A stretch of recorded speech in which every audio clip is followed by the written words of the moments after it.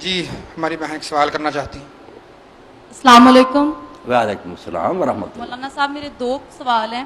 پہلا یہ کہ جب ایک مومن انتقال کر جاتا ہے اور میت کو غسل دے کے رکھ دیا جاتا ہے، اس وقت کچھ لوگ ان کے سرانے کھڑے ہو کے قرآن پاک پڑھتے ہیں، کچھ لوگ مختلف تسبیحات پڑھتے ہیں اور کچھ لوگ سرے سے ایسا کرنے ہی نہیں دیتے، تو وہ کون سا ایسا عمل ہے رہنمائی فرما دیجئے جس کا اس وقت مردے کو ثواب پہنچے یا اس کو فائدہ پہنچے؟ ایک سوال۔ سوال کیا اب غسل دینے کے بعد پھر نا بیویاں گر کھڑی ہو جاتی ہیں، پڑھنا شروع کر، یہ تھوڑی مدد سے شروع ہوا۔ آپ ایک بات ذہن میں رکھیں، اللہ کے نبی رسول بہت آئے، سب پر درود و سلام ہے،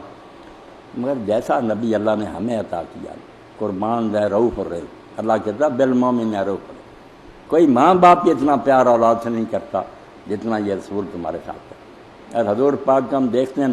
ایک بچی کا میں بیان سناؤں آپ کو ایمان تازہ کرنے کے لیے، کہ وہ مسلمان ہو گئی تھی کسی کافر قبیلہ میں، ان کا مدینہ سے دور مقام تھا، وہاں مسلمان ہوئی، وہ لوگ کافر ہی تھے، ان کی لونڈی تھی بیچاری، ان کی بچی نے ایک دن اپنا ہار اتار کر لٹکا دیا لکڑی کے ساتھ، تو چیل آئی وہ ہار لے گی، موتیوں کا ہار تھا سرخ رنگ کا، اس نے چیل نے سمجھا گوشت لے گی، ان ظالموں نے اس بیچاری مسلمان لونڈی پر شک کیا،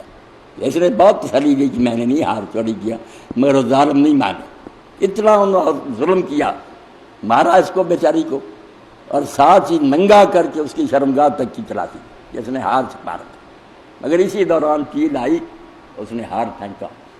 دیکھ لیا انہوں نے کہ نہیں اس کا، پھر معافیاں مانگنے لگی، اس نے کہا میرے ساتھ جو ہونا تھا مجھے تم نے ننگا بھی کر دیا، اب میں اگر تم نیکی کرنا چاہتے ہو تو مجھے چھوڑ دو تاکہ میں مدینہ شریف چلی جاؤں، اپنے نبی کے پاس چلی گئی، انہوں نے چھوڑ دیا، وہ پھر میری بہنوں بچیوں سفر کر کے مدینہ آئے، حضور کی بیویوں کے پاس بیٹھتی، اور حضور نے خیمہ مسجد میں لگوا دیا، وہاں وہ رہتی اور مسجد کو جھاڑو دیتی، سیاہ رنگ کی تھی، تو بیویوں کے پاس جب بیٹھتی تو ایک شعر پڑھتی جس کا ترجمہ یہ تھا کہ ہار کا دن بھی عجیب دن تھا جس نے مجھے کفر کے ملک سے نکال کر یہاں مدینہ میں پہنچا دیا۔ تو اماں ایسا نے پوچھا بیٹا وہ ہار کا کیا، کہ اس نے ساری کہانی سنائی کہ میرے ساتھ یہ ظلم ہوا تھا جس کی وجہ سے مجھے یہ آنا نصیب ہوا، تو وہ فوت ہوگی، حضور کے پیار کی بات کی فوت ہوگی، لوگوں نے رات ہی دفن کر دیا، حضور کو نہیں بلایا۔ آپ نے ایک دو دن جب نہ دیکھا تو پوچھا کہ وہ بچی کا کیا بنا، تو لوگوں نے کہا یا رسول اللہ وہ تو فوت ہو گئی تھی،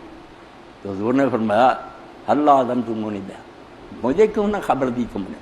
تو انہوں نے کہا ہم نے سمجھا رات کا وقت ہے کیا آپ کو تنگ کرے، ہم نے دفن کر دیا، عزت نہ اتنی کی، دفن آپ ہی کر دیا صحابہ نے۔ تو حضور نے فرمایا دلونی علی قبر، نبی ایسا پیارا ہمیں دیا، حضور نے فرمایا مجھے قبر بتاؤ جا کے، گئے ساتھ، تو بیٹا حضور نے دوبارہ قبر کو سامنے رکھ کر لوگوں کو پیچھے کھڑا کیا، پھر نماز جنازہ قبر پر پڑھائی، اور فرمایا کہ جب تک میں اس دنیا میں ہوں، میں مدینہ میں ہوں، تو کوئی فوت ہو تو مجھے بتائے بغیر اس کو دفن نہ کرو، تمہاری قبروں میں اندھیرا ہے، میری دعا کی برکت سے اللہ روشنی کرتا۔ تو حضور نے قبر پر اس کے لیے، اس لیے ایسے نبی نے جو مردے کے ساتھ کرنا چاہیے نا رائی بتا دیا، ہم شک کریں نا کہ نہیں حضور سے کمی نہیں، گمراہی۔ تو کبھی نبی علیہ السلام نے صحابہ نے غسل دینے کے بعد یہ گرد جو ہے نا قرآن کلمہ نہیں پڑھا، کسی کتاب میں نہیں، نہ بریلویوں کی کتاب، اب عورتوں نے خود ہی شروع کر دیا، کچھ نعتیں پڑھتی ہیں، کوئی یہ بالکل نہ کریں آپ، اس کی کوئی ضرورت نہیں، آپ بیٹھ جائیں، زبان سے بیٹھی ہوئی بخشش کی دعا کریں، وہ اچھی ہے کہ اللہ اسے بخشنا رحم کرے۔ نبی علیہ السلام گئے ایسے آدمی کے گھر گیا جو آپ کا پھپھی ذات تھا، مگر وہ حضرت ام سلمہ کا خامد تھا پہلے، بعد میں پھر حضور کی بیوی بنی ام سلمہ۔ تو رسول اللہ اس کے گھر میں گئے تو جنازہ پڑا تھا، ابھی دفن نہیں کیا، لوگ طرح طرح کی باتیں کرتے تھے، تو حضور نے فرمایا کہ جب اس طرح جنازہ ہوتا نا تو فرشتے بھی یہاں حاضر ہوتے ہیں، وہ جو باتیں تم کہتے ہو اس پر آمین کہتے ہیں کہ اللہ ایسا ہی کر دے، اس لیے ایسی باتیں نہ کیا کرو، اس کے لیے بیٹھ کر بخشش کی دعا زبان سے کہتے رہو کہ اللہ بخشے رحم کرے، اس کے گناہ معاف کرنا۔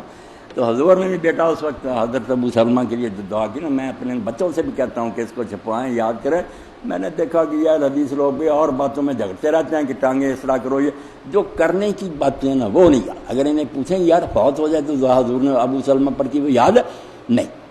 بحث کرتے جائیں، آپ نے نام لے کر کہا، آپ کو اگر نام یاد ہے تو کہہ دیں، نہیں نام تو فلاں ہی کہہ دیں، اللہ مغفر لابی سلمہ تھا